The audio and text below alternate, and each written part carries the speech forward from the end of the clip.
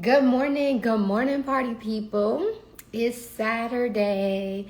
It's your girl, Micha'ela Monique, and today we're on part 2, day 2 of the live marathon. Okay, we're talking personal finance, we're talking adulting, we're talking money, we're talking credit, we're talking everything that you need. So, all right, I'm gonna drop in the comments before we get started for anybody that's coming in.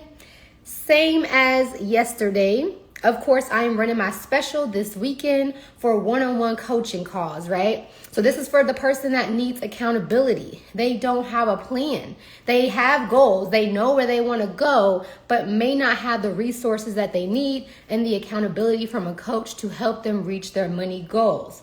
So I wanted to give that spill real quick. And typically how my coaching calls go, if you guys are curious, I have you fill out a form. You let me know what your goals are. I get some resources together. And then, of course, we meet, we talk, we go over things, we create budgets right then and there.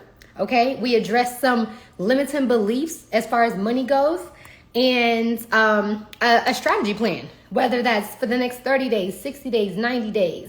And I follow up with you after the fact for the next few weeks to make sure that you are hitting your goals. If we need to tweak some things, we do that. So that's typically how my coaching calls go. And I also will send you with some resources through email, depending on what your goals are. So today we're gonna get into the topic of saving your first $1,000, right? And you may not think that $1,000 is a lot, but $1,000 is a lot to a lot of people. I wanna put it in perspective that as of 2022, okay, CNBC just came out with a report that 56% of Americans do not have $1,000 saved up for an emergency. They either have to use credit, which is going to be debt, or they just don't have the resources at all. And y'all know with inflation, with everything we have going on in the economy, things are just not predictable, right? It's so important now more than ever to have an emergency savings, right? So let's talk about first what the emergency savings is used for, because yes, I will be saving this live. All these lives will be saved. The emergency savings is not for the emergency shopping spree or the sale that you just found out is going on for something that you wanted to buy. Like the emergency savings is for an emergency, like something happens to your car. Something happens with a bill. You have an unexpected bill, something important, like not life or death, but pretty much life or death, right? We're not using the emergency fund for, we feel like going out or we want to splurge a little bit. Like this is off limits. And so it's super duper important.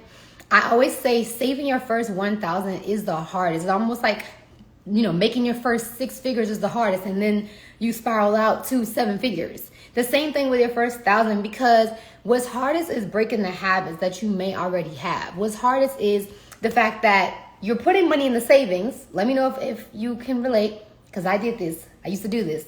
You're putting money in the savings, and then you transferring it out back to the check-ins and spending it, right? That's the hardest. The hardest is breaking the habits and forming new ones.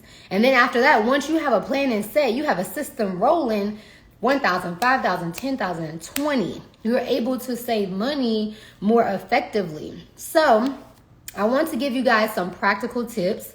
Okay, yesterday we talked a little bit about making money this summer. And I talked about how a summer job, a summer gig, a summer hustle is not just for a teenager. Like us adults, y'all know I'm 25. I'm trying to find creative ways this summer to bring in some extra money, and you should be doing the same, especially with the inflation, gas prices going up, y'all. Okay, $6 a gallon? Hold on, $6 a gallon I have never seen in my entire life, ever. So I don't know how we're going to be doing this summer if it gets that bad, but we really need to prepare for that the best way possible. The quickest way to combat this inflation is to make more money, right? We talked yesterday a little bit about selling things online. I don't care what it is. Furniture that you're not using, clothes you have in your closet you have not worn. You put those clothes on Poshmark and you get them out of here. And you take that money, You're either using it for your responsibilities, you're putting it in your savings, somewhere towards your goals. But what I'm telling you is that if you look around your house, your surroundings, you have some money to be made. You have something you can make money off of. So for the people that are looking in their budget right now, they're like, I want to save $1,000 at least this summer, but I don't have $1,000 to spare in my budget. You can find $1,000 around you to put in your account away for emergency. So some ways we're making money. I don't care if it's Uber Eating, Instacarting. Don't let anybody downplay the way that you want to reach your goals. Like, people can always try to tell you, oh, you know, you doing the little such and such, you doing that, you doing this. No, at the end of the day, you're trying to get from point A to point B. We do things we don't want every single day. Some of us, we go to a job we hate every day, okay, to reach our goals, to stay afloat, to manage our lifestyle. So if you got to do a little hustle, if you got to sign up for TaskRabbit, Fiverr, something, make some money this summer, like, do you, okay? Because everybody is trying to find a way to beat this economic, what do I call it? Catastrophe, okay? It's a catastrophe. All right, so let's talk about where you can park your savings. We talked about putting the money in the savings, transferring it back to the check-ins, and just playing around with the savings money. Okay, I used to do this so much. Oh yeah, I'm saving, yup, and moving the money. That's so counterproductive. It's almost like paying down your credit card bills and then using the credit card. Like, you're paying it off, but then as soon as you pay, like, you use it and get back into more debt. Like, it's just counterproductive. So I got some real tips that worked for me. Yes, girl. This is what you're going to do. This is what you're going to do. So you have your main accounts in a certain financial institution. Let's use examples, okay? Let's say you have your money in Chase account. You're going to make a separate savings account somewhere else, Bank of America, a credit union, an online savings account. And you're going to put it separate. You're not going to have a card for this. Of course, you can access the money if you need to for emergencies. But what I'm saying is out of sight, out of mind. There's a concept called the law of friction, right? The harder you make something, the less likely you're going to do it. So if you put this money, every paycheck, if you put a little bit of money in this account that causes you to have to go drive to this facility, call the people over the phone to ask them to transfer the money elsewhere, or it causes some type of friction so that it's not instantaneous, you're way less likely to go access those funds.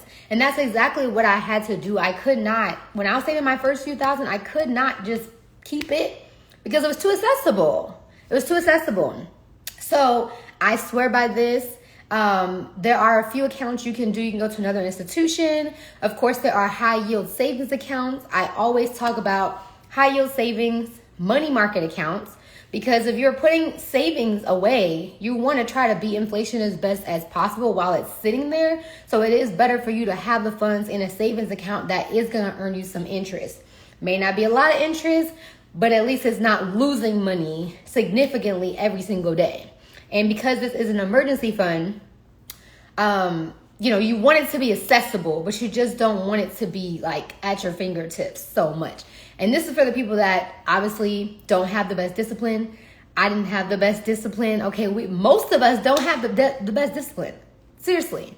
And that's just because of the way of the world and the way that things are so easily accessible, like instantaneously. We're able to Zelle, Cash App. Like, when have we ever had a time that we can move money so easily between people and between accounts? Like, it's ridiculous. It's crazy. So you have to get creative in the way that you're, putting your savings so that you can continuously reach your goals and you're not backtracking. Like, you set a plan, you stick to it. You say, I need to save $1,000 by the end of summer. Okay, that's $300 a month. I need to put $150 away every 2 weeks.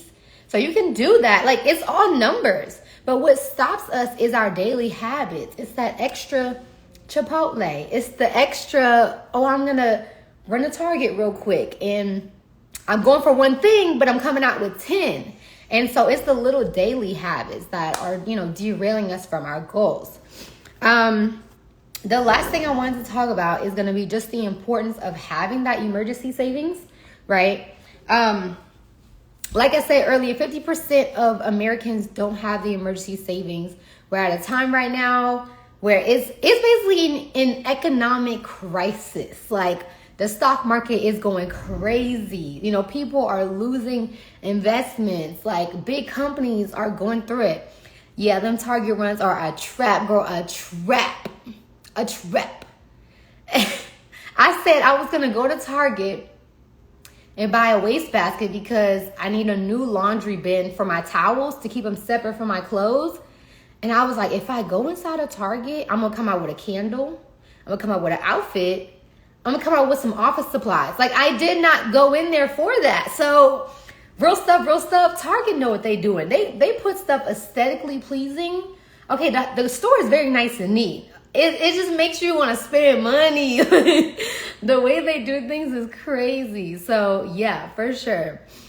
But yeah, it's super duper important. Y'all know, step 1, we're budgeting. Step 2, we're saving emergency funds. Step 3, okay, we got that. We're saving 3, 6, 12 months of expenses. Especially if you're a person that's on a track to either quitting your job, transitioning out of 9-to-5 life, going into entrepreneurship, going into working for yourself. You want to have that track record and those funds set up to hold you, to be able to catch you in case anything happens. So, yes, y'all. We're going to get this money saved this summer. I'm thinking about doing like a summer savings challenge. I just feel like we may need some accountability. I would love to be a part of it as well with you guys. So I'm thinking about putting something together. Of course, it'll be free, but it will just be something that way we can all like keep each other accountable. We can all have a community. So let me know if y'all would like to have something like that. And before I go, of course, I am having 50% off of my coaching calls this weekend. You can book anytime, today, tomorrow, Monday. I have some slots open. We can meet via Zoom. We can go over your financial goals. We can create a plan, and I will hold you accountable. So thank y'all so much for tuning in. If you're watching the replay, thank you for being here. And I'm going to see you guys tomorrow. I think tomorrow's topic... Ooh, child, I don't even remember. I have it on my Instagram page. But yeah, we have a couple more days of this live-a-thon. So I'll see you guys tomorrow. Bye, guys.